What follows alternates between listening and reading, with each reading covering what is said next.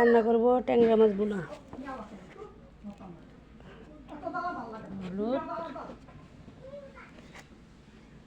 মরিচ, এই তো মেখে নেব।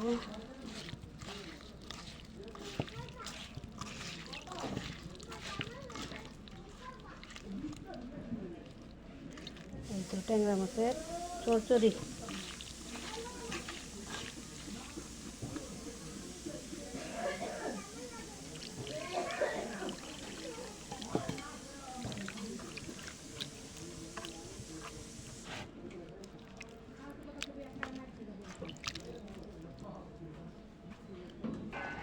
এই তো টমেটোগুলো দিয়ে দিব।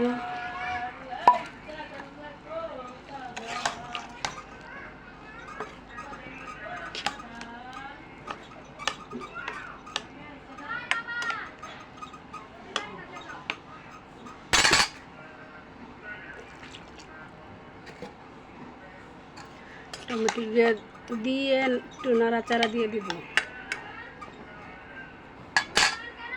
এই তো হয়ে গেল আমার ট্যাংরা মাছের চচ্চড়ি।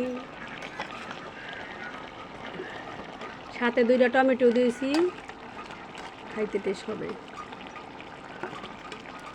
আসসালামু আলাইকুম এভরিওয়ান, কেমন আছেন? আলহামদুলিল্লাহ আমি ভালো আছি।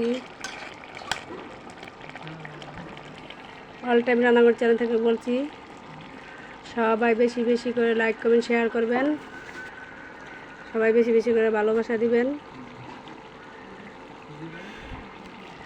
উপরে দিয়ে টান দিয়ে চলে যাবেন না প্লিজ। সবাই বেশি বেশি করে একটা কমেন্ট করে যাবেন, শেয়ার করবেন। ভালো থাকবেন।